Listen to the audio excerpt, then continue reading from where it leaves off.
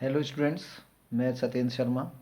और आज की वीडियो में हम लोग क्लास 10th का chapter area related to circle, जिसकी एक्सरसाइज 12.1 एंड 2 हम लोगों ने प्रीवियस वीडियो में की है, उसकी एक्सरसाइज 12.3 आज पढ़ेंगे। इस क्वेश्चन का जो पहला क्वेश्चन है मैंने यहाँ लिख रखा है, आइए स्टार्ट करते हैं। आकृति में छायांकित भाग का क्षेत्रफल ज्ञात कीजिए यदि A V equal to 24 centimetre, A C equal to 7 centimetre तथा ओ वृत्त का केंद्र है। जैसा कि इसका हमने ये फिगर भी बना रखा है, इस एक्सरसाइज से जो रिलेटेड क्वेश्चंस आएंगे उनका डायग्राम मीन्स उनका जो फिगर होगा वो इसी टाइप से बना हुआ होगा। ठीक है, हमें क्वेश्चन को देखना है, उसमें क्या क्या गिवन है उस चीज़ को नोट कर लेना है और देखते हैं क्या फाइंड करना है। तो कह रहा है इसमें ए वी जो है वो 24 सेंटीमीटर है। This side is A V means ये 24 सेंटीमीटर हो गया। ठीक है, और ए सी इक्वल टू 7 मीन्स ये साइड जो है दैट इज 7। ठीक है, हमें क्या करना है, ये कह रहा है छायांकित मीन्स जो आपका शेडेड रीजन है, ये देखिए ये सारा का सारा ये हमें निकालना है। तो अगर हम इस चित्र को देखते हैं तो हमें मालूम होता है कि ये जो है आपका सी बी इसने बोला है वो वृत्त का केंद्र है। इट मीन्स जो आपका सी ओ बी है वो क्या हो गया, व्यास हो गया। मीन्स ये जो नीचे वाला है वो अर्ध सर्कल है ना, अर्ध वृत्त है नीचे वाला। तो अर्ध वृत्त में से अगर हम इस त्रिभुज के क्षेत्रफल को माइनस कर दें तो आपका छायांकित भाग आ जाएगा। ठीक है, अब बात है कि ये जो आपका अर्ध सर्कल है, सबसे पहले तो हमें सर्कल का रेडियस फाइंड करना है। जब सर्कल का फाइंड हो जाएगा तो आधे सर्कल का हो जाएगा, उसके बाद फिर इस त्रिभुज का हो जाए। तो सबसे पहले तो इस सर्कल का रेडियस क्या है ये निकाला जाए, तो उसके लिए व्यास निकालना होगा। तो अगर हम देखें तो ये जो त्रिभुज है मतलब त्रिभुज सी ए भी एक समकोण त्रिभुज होगा। क्यों होगा, क्योंकि सी बी यहाँ पे देखिए मैं लिख रहा हूँ, चूँकि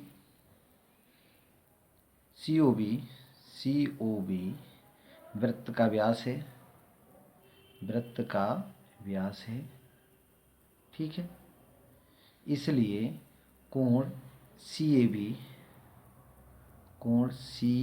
बी इक्वल टू कितना हो जाएगा, 90 डिग्री हो जाएगा।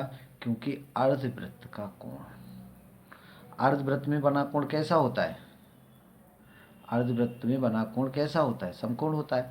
तो अर्धवृत्त का बना हुआ कोण है, इसलिए ये कोण कैसा हो जाएगा आपका 90 डिग्री हो जाएगा। ठीक है, अब अगर ये समकोण हो गया इसलिए ये त्रिभुज कैसा हो गया, समकोण त्रिभुज हो गया। तो इस समकोण त्रिभुज में हम कर्ण को निकाल सकते हैं कि नहीं, निकाल सकते हैं। तो हम लिखाएंगे समकोण त्रिभुज सी ए बी में हमें निकालना है बी सी स्क्वायर बराबर होगा A C square plus A B square. A C कितना है, मतलब ये देखिए 7 का स्क्वायर 49 प्लस ए बी कितना है 24 का स्क्वायर 576 है ना, 576। टोटल कितना हो गया ये आपका 625। कितना हो गया 625। इसका मतलब आपका बी सी कितना आ जाएगा, बी सी आ जाएगा 25 सेंटीमीटर। मीन्स ये आपका आ गया 25 सेंटीमीटर। अब ये 25 सेंटीमीटर क्या आया, 25 सेंटीमीटर क्या आया, इसका कर्ण आ गया। क्या आ गया, कर्ण आ गया।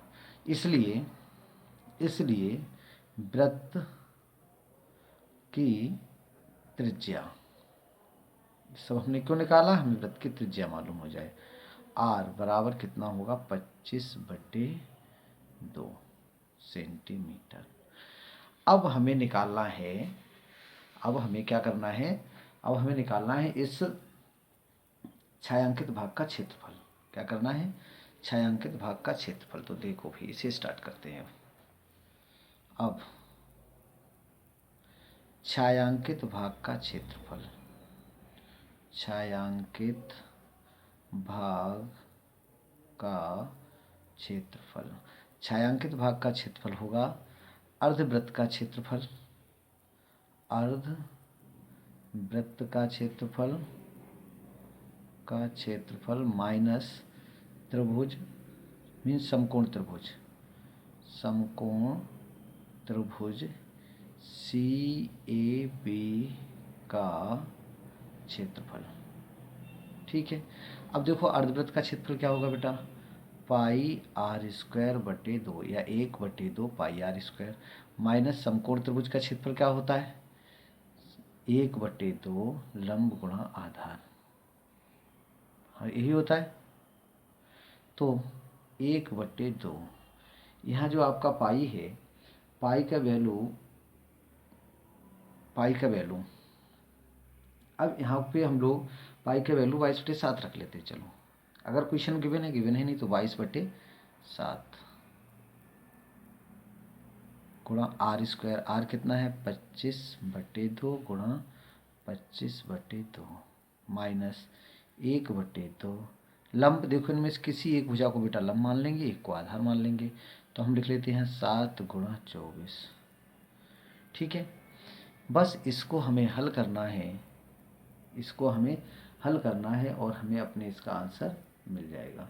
तो देखो अगर हम इसे काट लेते हैं तो कितना आ जाएगा, 11 आ जाएगा। कितना आ जाएगा, 11 आ जाएगा।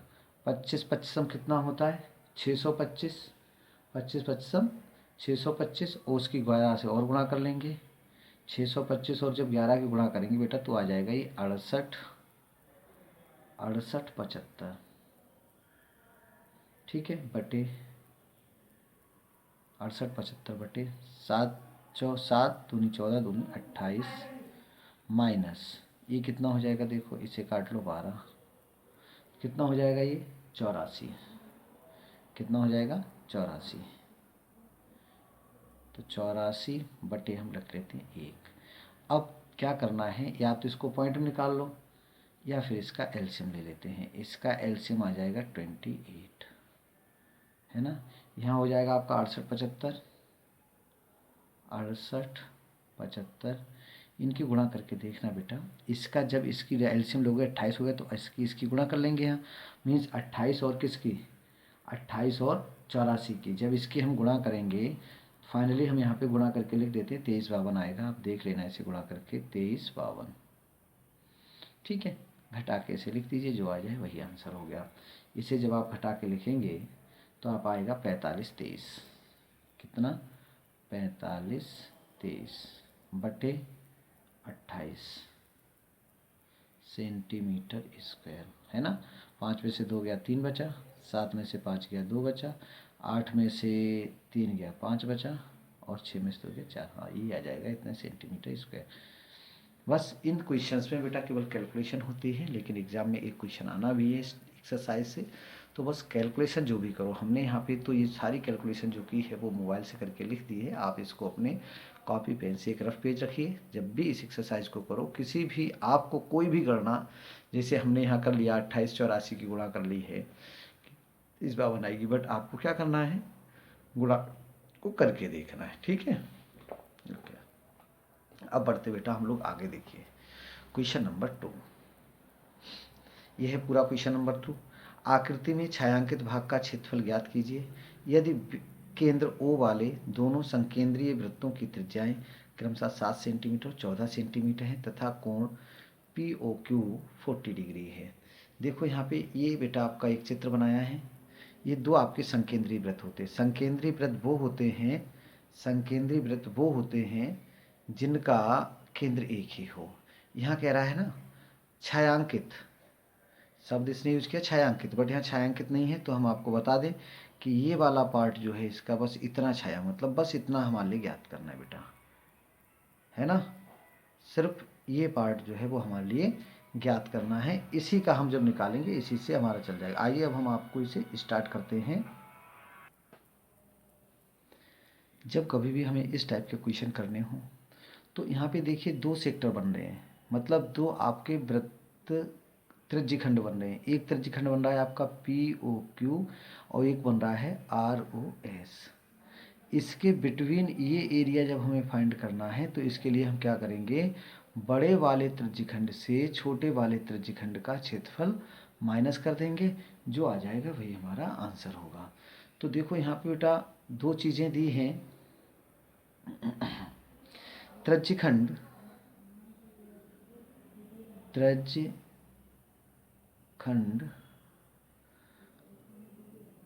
POQ POQ की त्रिज्या मीन्स R1 कितना हो जाएगा, यहाँ पे है बड़े वाले का 14 सेंटीमीटर, ठीक है। और त्रिज्यखंड ROS की त्रिज्या R2 कितनी दे रखी है यहाँ पे 7 सेंटीमीटर, और एक कॉमन थीटा दिया हुआ है, मतलब दोनों त्रिज्यखंडों का जो थीटा है दैट इज 40 डिग्री। अब हम लिखेंगे अब छायांकित भाग का क्षेत्रफल क्या होगा, त्रिज्यखंड POQ का क्षेत्रफल माइनस त्रिज्यखंड ROS का क्षेत्रफल, ठीक है। तो ये यहाँ पे त्रिज्यखंड का क्षेत्रफल होता है बेटा थीटा बटे 360 पाई R1 स्क्वायर, ठीक है। माइनस करना होगा थीटा बटे 360 पाई R2 स्क्वायर, है ना। अब यहाँ जो कॉमन आ जाएगा वो आ जाएगा आपका थीटा बटे 360 पाई, और अंदर ब्रैकेट में क्या बचेगा R1 square minus R2 square, सही है। थीटा का वैल्यू कितना है 40/360, पाई का वैल्यू है 22/7, पाई का वैल्यू 22/7 इंटू यहाँ क्या हो जाएगा देखिए R1 स्क्वायर, R1 का वैल्यू हो जाएगा 14, मतलब 14 का स्क्वायर। 14 का स्क्वायर कितना होता है, 14 का स्क्वायर होता है 196, है ना। कितना हो जाएगा बेटा 196, ठीक है। 196 माइनस 7 का वर्ग 49, ठीक है। ये हो गया। क्या करना है इसका देखो, एक तो पहले ये कट जाएगा, 4 एकन 4 और 4 नहीं 36, ठीक है। और तो कुछ कटेगा नहीं, आगे लिख देता हूँ मैं इसके आगे। देखो यहाँ तो बचेगा तुम्हारा 9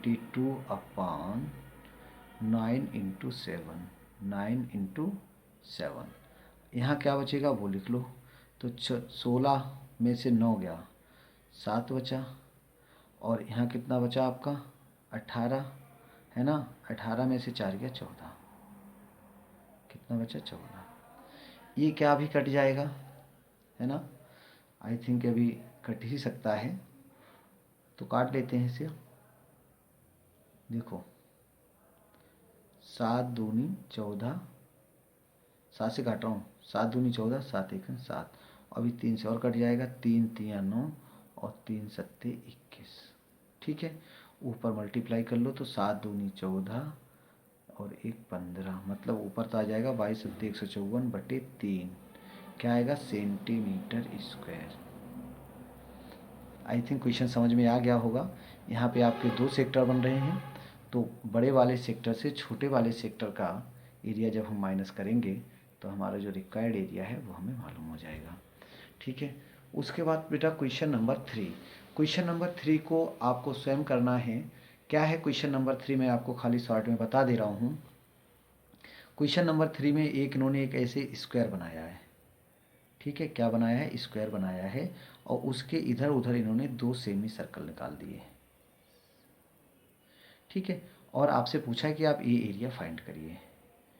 तो उसमें आपको क्या करना है बेटा, इस वर्ग का, है ना, जो ये स्क्वायर है, स्क्वायर का क्षेत्रफल निकाल लोगे भुजा स्क्वायर से, और भुजा स्क्वायर से ये और ये 2 आधे आधे सर्कल हैं, दोनों को मिलाओगे तो आप एक कंप्लीट सर्कल हो जाएगा। मतलब वर्ग के क्षेत्रफल से वृत्त का क्षेत्रफल आपको माइनस कर देना है, जिससे आपको सेडेड रीजन मालूम हो जाएगा, ठीक है। हम आते हैं, बात करते हैं क्वेश्चन नंबर 4 की। कह रहा है आकृति में छायांकित भाग का क्षेत्रफल ज्ञात कीजिए। ये एक आपकी आकृति है जिसमें ये छायांकित पार्ट हमने पूरा बनाया है। जहाँ भुजा 12 सेंटीमीटर वाले एक समबाहु त्रिभुज, ये आपका 12 सेंटीमीटर त्रिज्या का एक समबाहु त्रिभुज है, मतलब इसकी सारी भुजाएं जो हैं वो कैसी होंगी, 12 होंगी। और समबाहु त्रिभुज का क्षेत्रफल हम लोग कैसे निकालते हैं, उसका एक डायरेक्ट फार्मूला होता है, वो आपको आना चाहिए, आई थिंक शायद आता भी होगा। 12 सेंटीमीटर त्रिज्या वाले एक समबाहु त्रिभुज ओ पी क्यू के शीर्ष ओ को केंद्र मानकर 6 सेंटीमीटर त्रिज्या वाला एक वृत्तीय चाप खींचा गया है। ये जो है जो चीज़ है रेडियस इस चाप का वो कितना है, 6 है, ठीक है। अच्छा, इन्होंने एक बात और कही है कि ये जो त्रिभुज है वो कैसा त्रिभुज है, समबाहु त्रिभुज है। अगर ये समबाहु त्रिभुज है तो हमें ये एंगल बताने की ज़रूरत नहीं है, हम लोग खुद निकाल सकते हो, जो कितना होगा आपका 60 डिग्री। ये जो एंगल है, ये जो एंगल है कितना होगा, 60 डिग्री होगा, क्योंकि समबाहु त्रिभुज की तीनों भुजाओं के साथ साथ तीनों कोण भी कैसे होते हैं, बराबर होते हैं, ठीक है। अब हमें क्या करा, इसने कहा इस शेडेड रीजन का क्षेत्रफल ज्ञात कीजिए, ठीक है। क्या करना है, इस शेडेड रीजन का क्षेत्रफल हमें ज्ञात करना है। तो इस शेडेड रीजन को आप देखिए, इसमें क्या क्या है। इसमें एक तो बेटा आपका ये क्या है, वृत्तीय चाप है, मतलब त्रिज्यखंड है। चाहो तो हम ये त्रिज्यखंड ले लें, चाहे हम ये त्रिज्य, तो एक त्रिज्यखंड है। त्रिज्यखंड का पूरा जो पूरा ये कोण होता है कितना होता है, 360 होता है। ये इतना कोण 60 हो गया, तो ये कोण बताओ कितना होगा, ये कोण कितना होगा, 60 डिग्री होगा। कितना होगा, सॉरी 300 डिग्री होगा, 300 होगा ना। कैसे, पूरा कोण 360 होता है, नीचे वाला 60 हो गया, तो ये पूरा कितना बचा, 300 डिग्री बचा। और एक ये समबाहु त्रिभुज हो गया, अगर हम दोनों के क्षेत्रफल को निकाल के ऐड कर दें हमारा आंसर आ जाएगा, ठीक है ना। चलो, तो हम क्या करते हैं, वैल्यू निकालते हैं इसकी। तो पहले सीधे लिखते हैं हम छायांकित भाग का क्षेत्रफल। छायांकित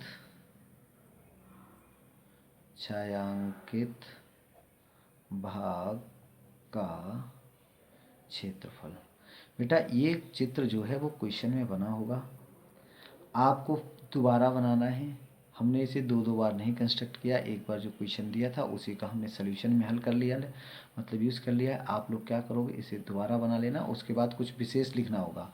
हो सके तो आप ये लिख लेना, पहले इस दीर्घ जो आपका त्रिज्यखंड है उसका क्षेत्रफल निकाल लीजिए, त्रिभुज का निकाल लीजिए, फिर दोनों को आप ऐड कर दीजिए। चाहो तो आप डायरेक्ट लिख सकते हैं, छायांकित भाग का क्षेत्रफल बराबर होगा दीर्घ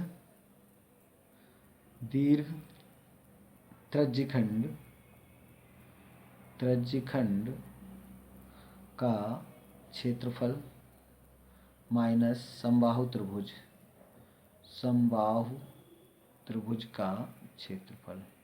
अब देखो त्रिज्यखंड का क्षेत्रफल क्या होता है, त्रिज्यखंड चाहे आपका दीर्घ हो या लघु हो, उसका सूत्र एक ही होगा, θ/360 पाई आर स्क्वायर माइनस वर्गमूल 3/4 भुजा स्क्वायर। ये किसका सूत्र होता है, ये तो होता है आपका समबाहु त्रिभुज का। ये किसका होता है, ये त्रिज्यखंड का। तो अब यहाँ पे थीटा क्या लगाओगे आप, 60 नहीं लगाओगे, 300 लगाओगे। क्या लगाओगे, 300 लगाओगे। तो ये हो गया आपका 300/360 पाई की जगह 22/7, आर स्क्वायर हो जाएगा 6 गुणा 6 माइनस वर्गमूल 3/4, भुजा स्क्वायर हो जाएगा 12 × 12, ठीक है। ये जो आपसे जितना कट जाए उतना आप काट लीजिए, है ना। जहाँ पे कोई प्रॉब्लम है उतने के बाद उसे छोड़ दीजिएगा, कोई ज़रूरी नहीं सॉल्व करना पूरा। 0 से 0 कट गया, ये आपका 6×5 30 और 6×6 36, और ये भी अभी आपका 1/6 से 1/6 कट जाएगा, ठीक है। यहाँ क्या होगा, ये 4×3 12, इनकी गुणा कर लीजिए बेटा। 22×5 110, 110 11 66 660, कितना आ जाएगा ये 660। बटे में कितना आ जाएगा, बटे में केवल 7 बचा है, प्लस ये कितना हो जाएगा 12×3 36 √3। अब आप चाहो तो इसमें √3 की वैल्यू अगर क्वेश्चन गिवन हो तो आप लगा सकते हो, नहीं है तो हम लोग ऐसा ही छोड़ सकते हैं, इतने सेंटीमीटर स्क्वायर, ठीक है। अगली वीडियो में हम इसके आगे के क्वेश्चन हल करेंगे। धन्यवाद।